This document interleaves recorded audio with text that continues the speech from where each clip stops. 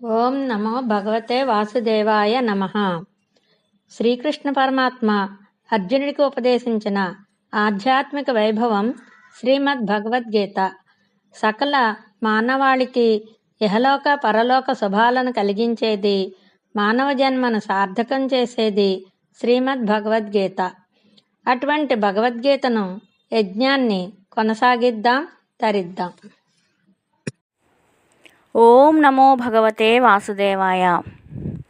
నారాయణుడైన ఆచార్య శ్రీకృష్ణ పరమాత్మ నరుడైన అర్జునుడికి అందించిన శ్రీమద్ భగవద్గీత విశ్వమానవాళికి అమృత సందేశం. అటువంటి పరమ పవిత్రమైన శ్రీమద్ భగవద్గీతలో అష్టమోధ్యాయం అక్షర పరబ్రహ్మ యోగం. శ్లోకభావ అమృతవాహినికి స్వాగతం.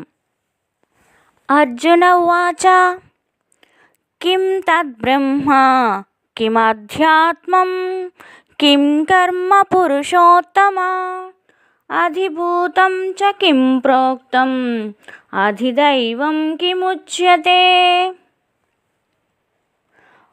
ఓ దేవాధిదేవ, పురుషోత్తమ, బ్రహ్మం అంటే ఏమిటి? ఆధ్యాత్మం అంటే ఏమిటి? కామ్యకర్మలు అనగా ఏమిటి? అధిభూతమని దేనిని అంటారు? అధిదైవమని ఎవరిని అంటారు? దయతో నాకు సవివరంగా చెప్పమని అర్జునుడు శ్రీకృష్ణ పరమాత్మని అడిగారు.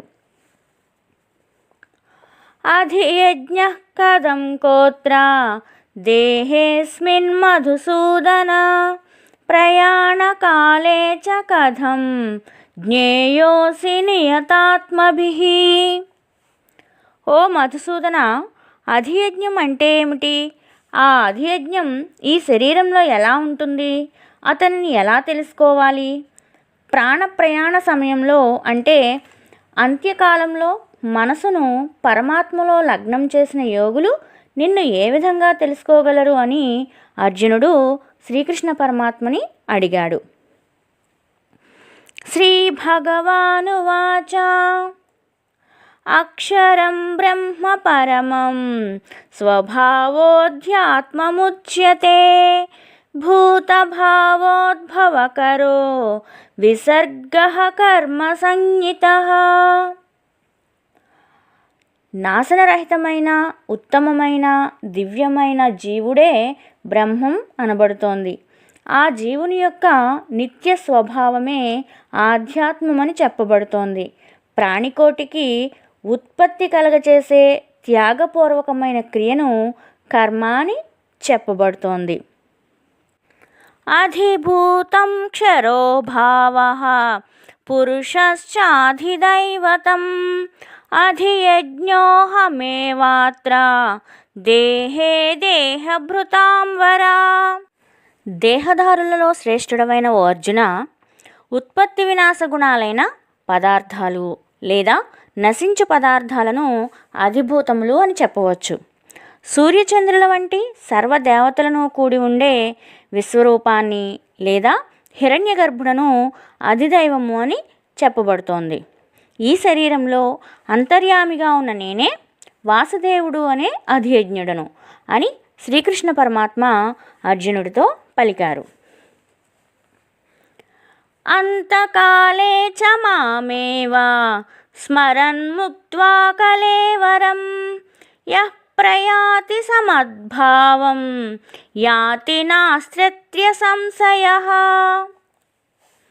మరణకాలంలో ఎవరైతే నన్నే స్మరిస్తూ శరీరాన్ని విడిచిపెడతాడో అతడు నా స్వరూపాన్ని పొందుతున్నాడు. ఈ విషయంలో ఎలాంటి సందేహము లేదు అని కృష్ణుడు పలికారు. యం యం వాపి స్మరన్ భావం త్యజత్యంతే కలేవరం తం తమేవైతి కౌంతేయ సదా తద్భావభావితః. ఓ అర్జున, మానవుడు మరణకాలంలో ఏ ఏ భావాలను లేదా ఏ ఏ రూపాలను స్మరిస్తూ దేహాన్ని విడిచిపెడతాడో అతడు అలాంటి భావం యొక్క స్మరణ వల్ల మరలా జన్మలో ఆ రూపాలనే పొందుతున్నాడు. తస్మాత్ సర్వేషు కాలేషు మామనుస్మరయుధ్య చ మయ్యర్పితమనో బుద్ధిః మామే వైష్యస్య సంశయం. కాబట్టి ఓ అర్జున, నువ్వు అన్ని కాలాలలోనూ నన్ను స్మరిస్తూ నీ యొక్క ధర్మమైన యుద్ధం కూడా చెయ్యి. ఈ విధంగా నీ మనస్సును బుద్ధిని నాయందు నిలిపినట్లయితే నిస్సందేహంగా నువ్వు నన్నే పొందుతావు. అభ్యాసయోగయుక్తేన చేతసా నాన్యగామినా పరమం పురుషం దివ్యం యాతి పార్థానుచింతయన్. ఓ అర్జున, అభ్యాసమనే యోగంతో కూడినది ఇతర విషయాల వైపు వెళ్ళని మనస్సు చేత స్వయం ప్రకాశ స్వరూపుడు సర్వోత్తముడు అయిన పరమపురుషుడిని మరలా మరలా స్మరించడం వలన మానవుడు దివ్య పురుషుడైన పరమాత్మను చేరుకుంటాడు. కవిం పురాణమనుశాసితారం అనోరణీయాం సమనుస్మరేద్యః సర్వస్య ధాతారమచింత్య రూపం ఆదిత్యవర్ణం తమసః పరస్తాత్. ప్రయాణకాలే మనసాచలేన భక్త్యా యుక్తో యోగబలేన చైవ భ్రువోర్मध्ये ప్రాణమావేశ్య సమ్యక్ సతం పరం పురుషముపైతి దివ్యం. పరమభక్తుడైన మానవుడు మరణకాలంలో యోగ బలంతో ప్రాణవాయువును కనుబొమల మధ్య స్థిరంగా నిలిపి సర్వజ్ఞుడు, పురాణ పురుషుడు, అణువు కంటే సూక్ష్మమైనవాడు, ప్రపంచాన్నంతటినీ రక్షించేవాడు, అచింత్య రూపుడు, సూర్యునిలా స్వయం ప్రకాశరూపుడు, అజ్ఞానమనే చీకటిని పారద్రోలేవాడు అయిన పరమాత్మను నిశ్చలమైన మనసుతో ఎల్లవేళలా స్మరిస్తూ ఉండడం వలన ఆ మానవుడు దివ్యస్వరూపుడు, పరమపురుషుడు, సర్వోత్తముడు అయిన పరమాత్మనే చేరుతున్నాడు. శ్రీకృష్ణార్పణమస్తు. ఈ యూట్యూబ్ ఛానల్ని సబ్స్క్రైబ్ చేయండి. ఈ అధ్యాయంలోని తదుపరి శ్లోకాలు మీకు నోటిఫికేషన్గా వస్తాయి. శ్రీకృష్ణ పరబ్రహ్మణే నమః.